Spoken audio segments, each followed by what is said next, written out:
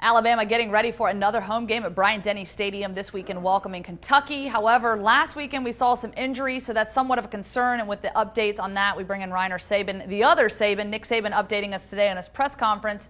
What did he say about those injuries? Well, Nick Sabin said that all three players are going to be day-to-day, and specifically mentioned that Robert Foster and Ardarius Stewart, the receivers, are going to be questionable for the game.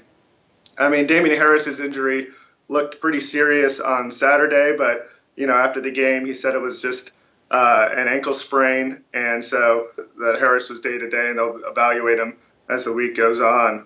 I would hedge my bets, though, to say that he's probably not going to play, and that Joshua Jacobs will probably step back in and be the lead running back because he fared really well against Kent State, gaining 97 yards on 11 carries, and showing kind of the ability to pass protect and do all the things necessary to be able to take on the burden of being the number one back.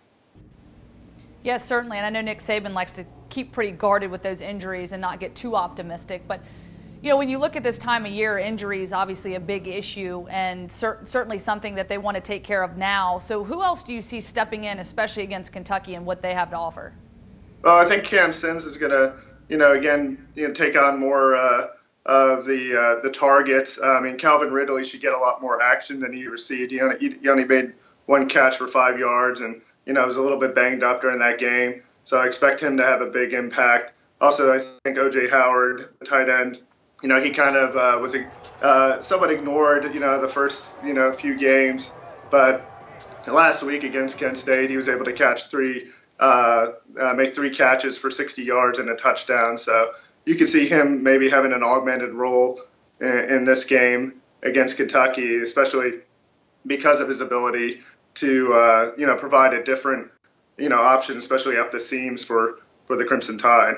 All right, Reiner, thank you so much for all your insight, and for all your Alabama Crimson Tide updates, you can visit us on AL.com.